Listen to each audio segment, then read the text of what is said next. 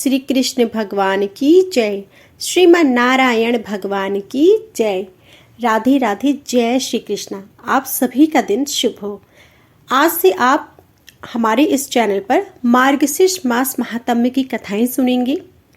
इससे पहले आपने हमारे इसी चैनल पर कार्तिक मास महात्म्य की कथाएं सुनी थी।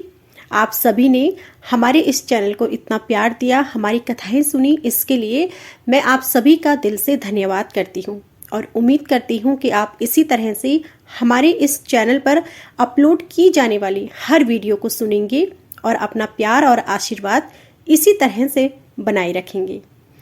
तो आज से आप मार्गशीर्ष महात्म्य की कथाएं भी जरूर सुनें।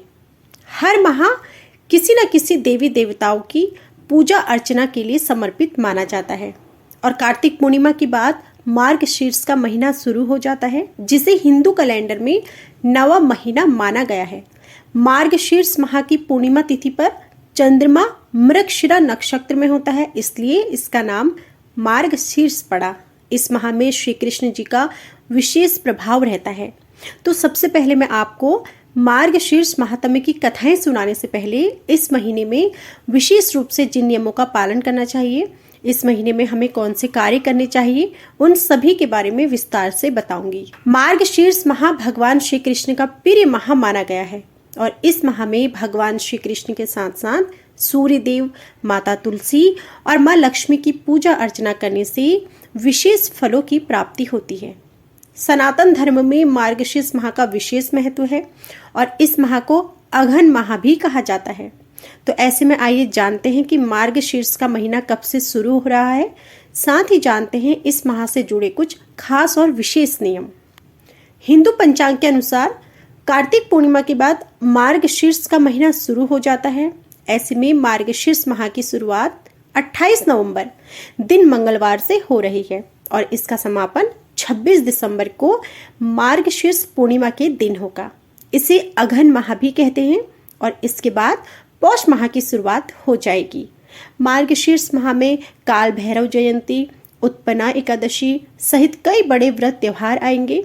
खरमास की शुरुआत भी इसी महीने में होगी। धार्मिक मान्यताओं के अनुसार मार्गशीर्ष के पावन माह में प्रभु श्री राम और माता सीता का विवाह हुआ और भगवत गीता में कहा गया है कि इस माह पर भगवान श्री कृष्ण का विशेष प्रभाव रहता है।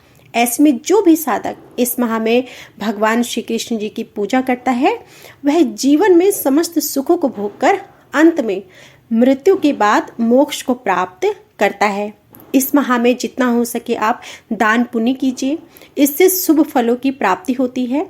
आप इस महीने में जितनी हो सके उतनी गौ सेवाएं कीजिए। गौ को अपने हाथ से हरा चारा खिलाएं।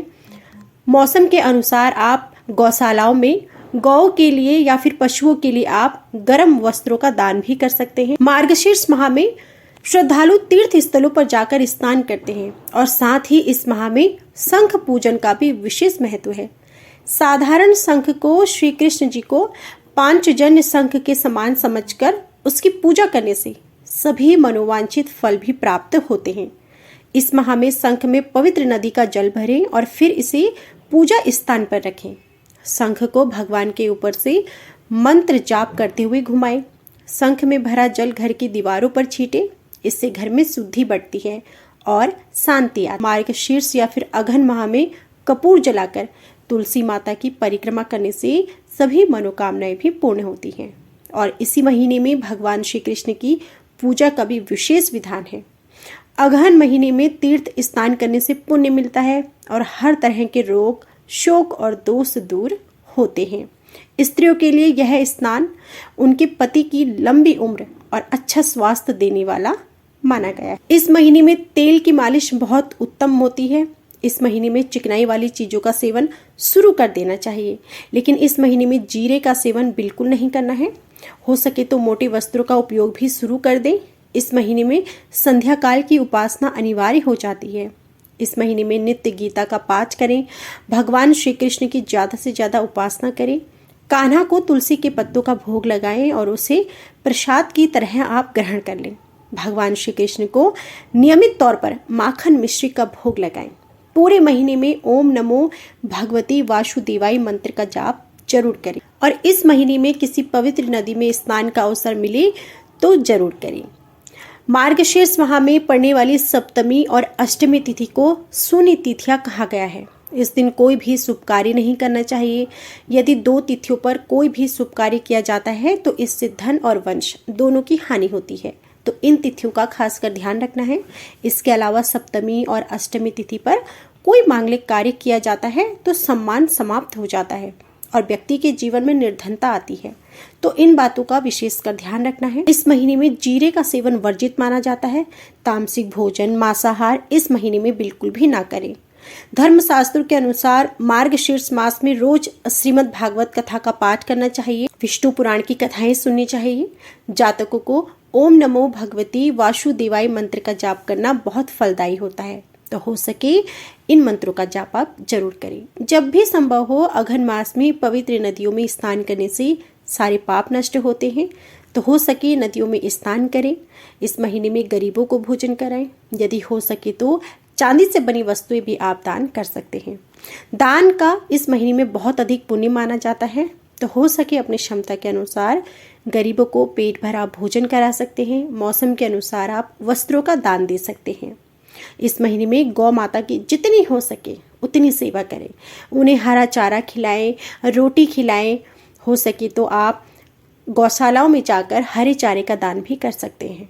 भगवान श्री कृष्ण तो स्वयं ग्वाले थे, तो ऐसे में मार्गशीर्ष माह में गौ सेवा करने से भगवान श्री कृष्ण अत्यंत प्रसन्न होते हैं, तो हो सके आप गौ सेवा इस महीने में जरूर करें। तो यह तो थी संपूर्ण जानकारी कि आपको मार्गशीर्ष या कहिए अघन माह में किन किन नियमों का पालन करना है, आपको कौन से जरूरी आपको कार्य करने हैं। यदि आप इस माह में व्रत उपवास करते हैं तो बहुत ही अच्छी बात है, नहीं तो आप हो सके तो पवित्र नदियों में जाकर स्नान कर लें। आप गौ के लिए चारा दान करें। उन्हें हो सके तो अपने हाथों से हरा चारा जरूर खिलाएं, इससे भी आपको पुण्य की प्राप्ति होती है।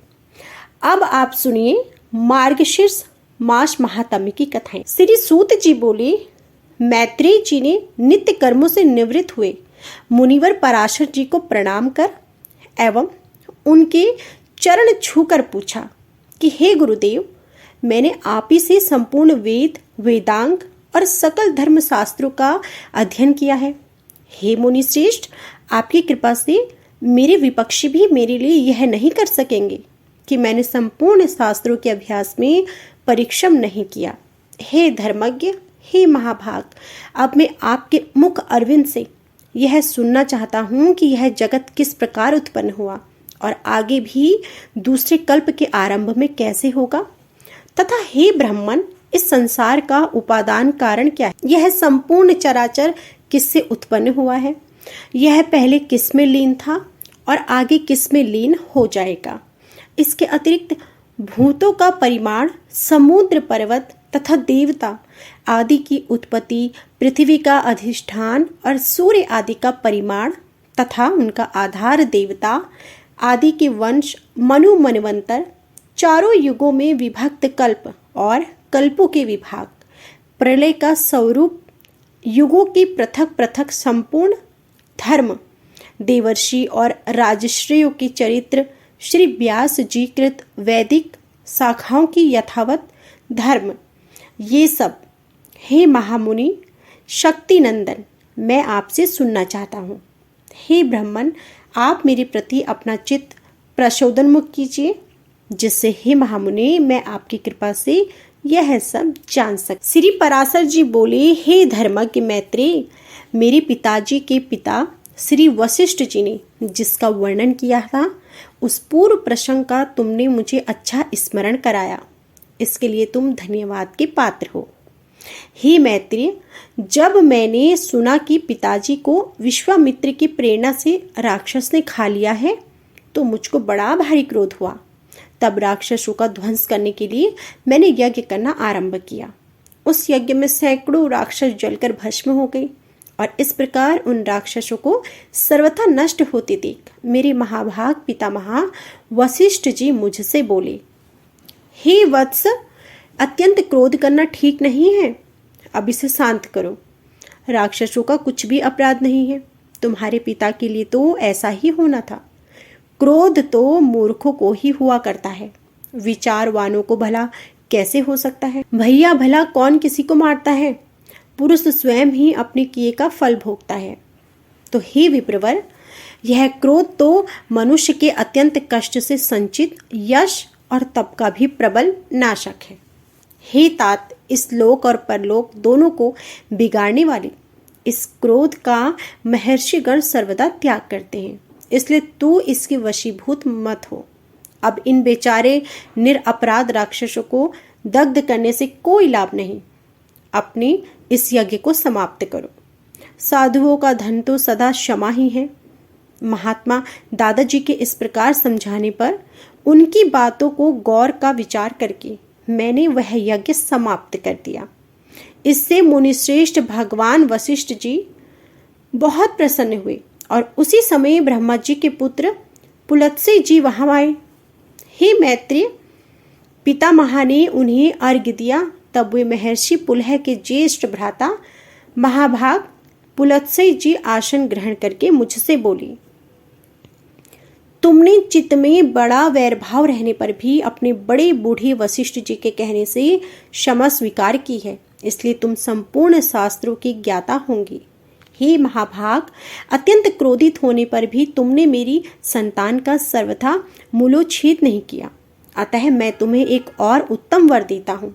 हे वत्स, तुम पुराण संहिता की वक्ता होंगी और देवताओं के यथार्थ स्वरूप को जानोगे तथा मेरे प्रसाद से तुम्हारी निर्मल बुद्धि, प्रवृत्ति और निवृत्ति के उत्पन्न करने वाले कर्मों में निसंदेह हो जाएगी। फिर मेरे पितामह भगवान वशिष्ठ जी बोले, पुलत्स्य जी जो कुछ कहा है वह सभी सत्य होगा। हे मैत्रेय, इस प्रकार पूर्व काल में बुद्धिमान वशिष्ठ जी और पुलत्स्य जी ने जो कुछ कहा था वह सब तुम्हारे प्रश्न से मुझे स्मरण हो आया है। अतः हे मैत्रेय, तुम्हारे पूछने से मैं उस संपूर्ण पुराण संहिता को तुम्हें सुनाता हूँ। तुम उसे भली प्रकार ध्यान देकर सुनो। यह जगत विष्णु जी से उत्पन्न हुआ है, उन्हीं में स्थित है। वे ही इसकी स्थिति और लय की करता है तथा यह जगत भी वे ही हैं। तो यह था आज का संपूर्ण अध्याय। इससे आगे का अध्याय आप हमारी अगली वीडियो में जरूर सुनिएगा। हो सके तो मार्गशीर्ष मास महात्म्य की कथाएं समय निकालकर जरूर सुनें, जिससे श्री कृष्ण की कृपा के साथ साथ भगवान श्री विष्णु जी और माता लक्ष्मी की कृपा भी बनी रहती है। आज का अध्याय पसंद आया हो तो प्लीज़ वीडियो को लाइक कीजिएगा। कमेंट बॉक्स में जय श्री हरि जरूर लिखिएगा। जय श्री हरि।